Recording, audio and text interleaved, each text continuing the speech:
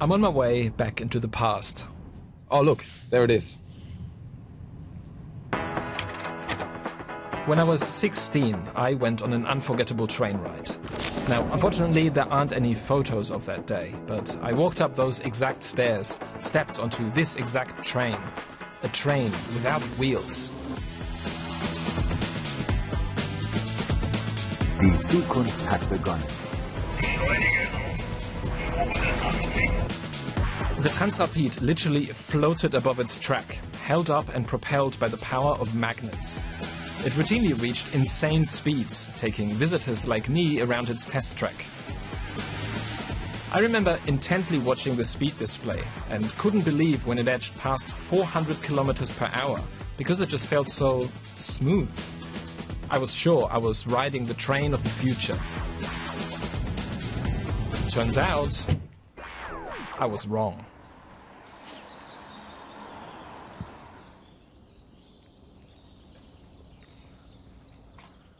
This used to be a marvel of German engineering, and now it's just sitting here. To put it mildly, check this out. It's all rusty up there. Things have gone a bit downhill. What happened?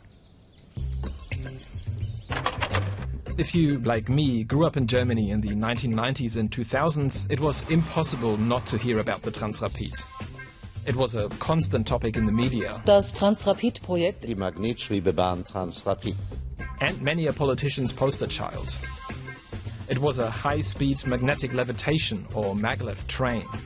There were big plans to build a connection between Hamburg and Berlin, cutting travel times to under an hour. It was supposed to connect the Ruhrgebiet, one of the biggest metropolitan areas in Europe, and take people from Munich's train station to its airport in 10 minutes instead of more than 40. Hier ist der Transrapid die goldene Lösung. Other countries like China and the US wanted to buy the technology and build their own lines. And all this wasn't pie-in-the-sky thinking. The technology was basically ready to go and had been tried and tested extensively. Right here in northwestern Germany, at the very test track I visited 20 years ago. Moin. Moin, Herr Schlüter. Hey, weiter. Hey. Ansgar Schlüter is showing us around the old train station. He's one of the presidents of a local association working to preserve the memories around the Transrapid. I remember this. This is where we went up to board the train. Das ist ja wirklich wie, als wenn man in so die Vergangenheit hier hochgeht. Das ist es.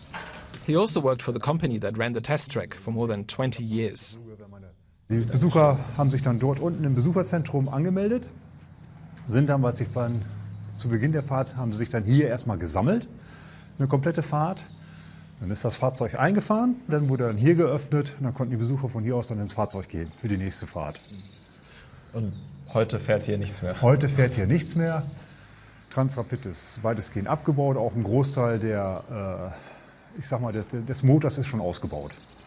Das heißt also, hier kann kein Fahrzeug mehr fahren. On some days, he remembers, up to 2,000 visitors came here, eager to experience the floating train. Je schneller das Fahrzeug wurde, umso ruhiger wurde das dann. Also dann hatte man wirklich so ab Tempo 50, dann fing das an, dass so, jetzt schweben wir, jetzt fliegen wir. Ja, und das Schöne war dann auch in den Kurven, weil der Fahrweg dann geneigt war und dann auch wirklich so geneigt ist, dass dann der Transrapid sich in seinem Schwerpunkt so ein bisschen neigte. Genauso wie beim Fliegen geht man dann so quasi in die Kurven rein. Vermissen Sie das jetzt, das Gefühl? Nee, nicht mehr. Also mit Transrapid habe ich abgeschlossen. Over the years, there have been many different prototypes and iterations of Transrapid trains. One of the most remarkable ones, the TR-07, is still right here. Dieser Zug ist auf der Teststrecke gefahren? Der ist gefahren, der ist ja von 1988, 89 ist er gefahren bis knapp 2000. Das ist auch das Fahrzeug, was die Höchstgeschwindigkeit hier gefahren hat, mit 450. Okay. Ja. Und also schon vor 2000 konnte man 450 Ja, natürlich. Fahren. Das war überhaupt kein Thema. Das Fahrzeug ist darauf ausgelegt, Höchstgeschwindigkeit 500. Hier war bloß die Strecke zu kurz. This was in 1993. When I was like 4 years old, this thing was going faster than pretty much any train in the world you can board today. Wow.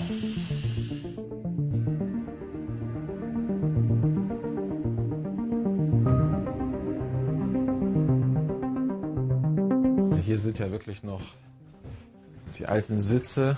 Ja, hier von hinten sehen sie gut aus, vorne nicht. Also hier sieht man auch den Zahn der Zeit. Da ist dann auch zum Beispiel Wasser dann permanent drauf gewesen. Deshalb ist es einfach vergammelt. Generally, the train looks pretty beat up. Water has leaked into it.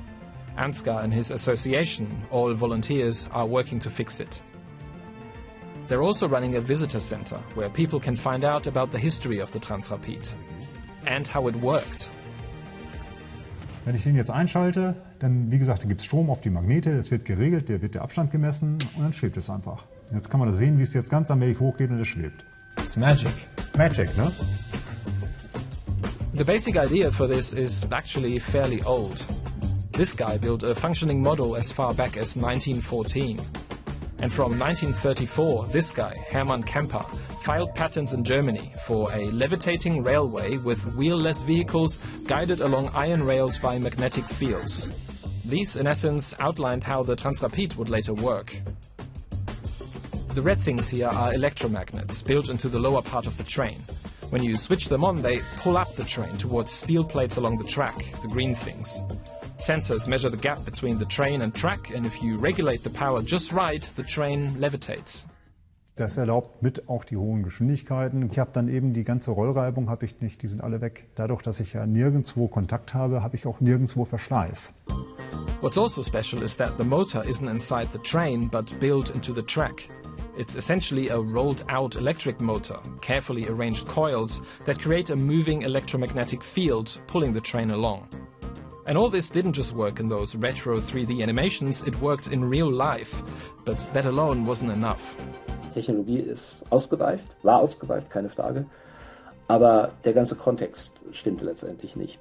This is Marcel Schütz, a sociologist who researches innovations and why they sometimes fail. Der Transrapid ist einer Problematik zum Opfer gefallen, die vor allen Dingen im Verkehrssystem liegt. Das heißt, nicht so sehr in der Technologie selbst. The Transrapid had a big rival, the ICE, Germany's high-speed train that could go pretty fast. Not as fast as the Transrapid, but fast enough for many. And the ICE could also use existing rails, while the Transrapid needed entirely new tracks. Building just the tracks for the Transrapid between Hamburg and Berlin was supposed to cost around 6 billion Deutschmarks, about $8 billion US in today's money. As planning went on, estimates went up to around 10 billion Deutschmarks. Eventually in 2000, the whole project was called off. But instead of scrapping the Transrapid altogether, planning for the Metrorapid line in Western Germany began. Shortly after, it was discontinued as well, also because it was deemed too expensive. Meanwhile, the first real-world Transrapid line did get built, abroad. In Shanghai, a 30-kilometer route between the airport and the city was pulled up and opened in under 3 years. But all other countries interested in the Transrapid wanted to see a track within Germany before moving ahead with plans at home, so all hopes rested on the project in Munich. And then came the 22nd of September 2006. Hier ist das erste deutsche Fernsehen mit der Tagesschau.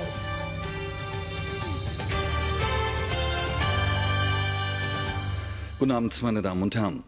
Auf der Teststrecke des Transrapid im Emsland hat sich heute ein schwerer Unfall ereignet. 23 people were killed, 11 injured. Shortly after leaving the station, the train crashed into a maintenance vehicle, which shouldn't have been out on the track at that time. I remember all this fairly well because it happened not long after I rode the Transrapid.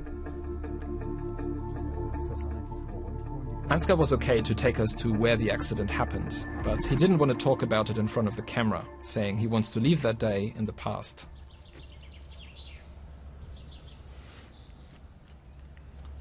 An investigation later found the accident was down to human error and not a technical problem. Testing could continue, but from now on without the general public on board. Starke Bilder blenden sich ein. Unfälle, Unglücke sind ikonisch in ihrer Wirkung. Also der Unfall hat symbolisch eine, man muss da vorsichtig sein, dass man das nicht zynisch sagt, also war eigentlich der letzte Sargnagel einer ohnehin schon abgestiegenen Technologie. The Munich airport link was finally cancelled in 2008, again officially due to spiraling costs. The test track was eventually closed down in 2011. And with it, the dream of a successful high-speed magnetic levitation train made in Germany ended. But 15 years later, some say it's time to start dreaming again. Transrapid bietet Vorteile, die bis heute durch kein anderes System imitiert werden können. David Harder is an activist fighting to bring back the Transrapid. He's running an online platform where he collects and publishes information about the technology. Du bist jetzt 22? Genau.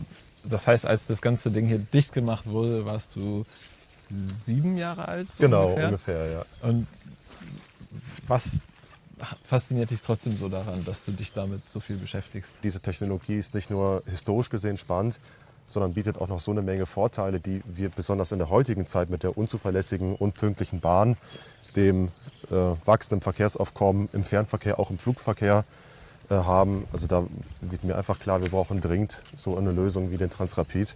Und dass das alles hier dann noch in meiner Heimat quasi entwickelt wurde und die Ruine hier quasi noch steht, das macht das alles nur noch spannender. One of those advantages is that at higher speeds it uses less energy than traditional high-speed rail trains. And unlike a normal train, there's no friction, making it cheaper to maintain. Also, it can manage tighter curves and steeper inclines, which lets you lay out the tracks much more flexibly. It can kind of nestle into the environment, especially when you put it on stilts, like here. Der Vorteil ist jetzt hier zum Beispiel, wir sind hier mitten im Wald, hier in Laten. Und der Wildwechsel wird überhaupt nicht beeinträchtigt. Der Wald wird nicht durchschnitten. Man sieht hier die ganzen Bäume, die weiter wachsen. But when you take stock of the progress of maglev trains worldwide, those advantages seem to be lost on most.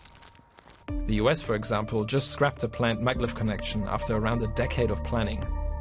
The airport connection in Shanghai is still running, but it's the only operational high-speed maglev line in the world. The reason why maglev technology rarely gets built, it is not because of their technical impossibility, but rather than for their practical trade-offs, in the sense that costs outweigh the benefits.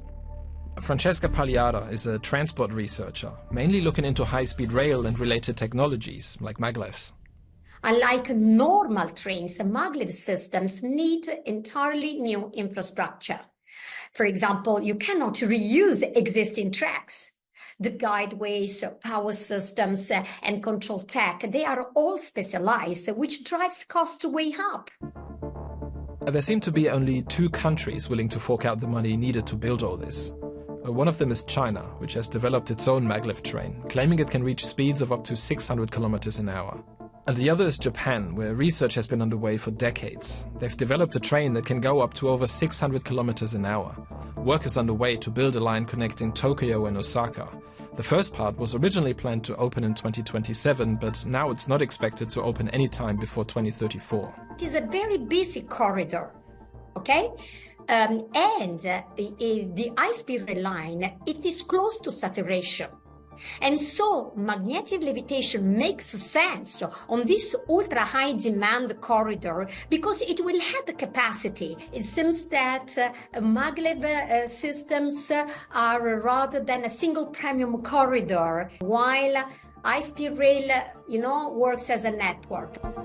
In Germany, there's a company, Max Bögel, that has developed a maglev train specifically for urban transport. It's supposed to be quieter than normal city trains and go up to 150 kilometers an hour. That's very different from what the Transrapid wanted to be, a mind-blowingly fast train. But that vision seems to have reached its final stop. The test track is supposed to be dismantled. Regardless, Ansgar and his association want to keep alive some of the memories around the Transrapid. Der Plan ist, dass wir das einfach dicht kriegen. Dann, was ich hier auch gerade die Roststellen, dass wir das dann ein bisschen aufarbeiten. Wir haben noch etliche Stühle oder Sitze von dem Fahrzeug haben wir noch eingelagert in einer Halle. Das heißt, das können wir hier reinbauen. Auch die originalen Sachen. Ja. Haben wir noch. Und dann ist es einfach nur eine Frage, was man dann noch an die Ideen dann hat, was man dann weitermachen kann. Ob man dann, einen Teil dann hier einfach nutzt, um womöglich nochmal wieder eine Ausstellung zu machen, wo man die Transrapid-Technik dann einfach nochmal weiter erklärt. Ziel ist es aber so, dass wir erstmal von außen das ansehnlich haben, dass man es uns außen erstmal vernünftig zeigen kann und dann kommt der Innenausbau. For a last glimpse of what could have been, I got to check out the last Transrapid built in Germany. It was supposed to run in Munich. Instead, it ended up being converted into meeting spaces at a sausage factory, run by the great-grandson of the guy who filed the original patent. David organized for us to take an exclusive look into the part still in its original condition. It smells new.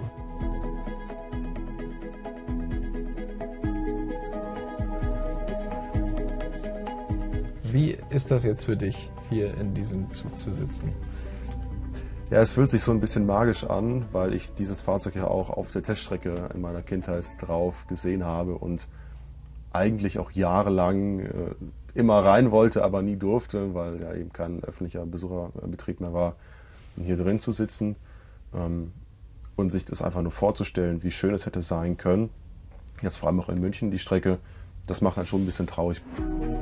It felt strange being in this shiny new train that seemed like it would start driving any minute. Once people thought this was the future, but the future is now, and this train is already a thing of the past.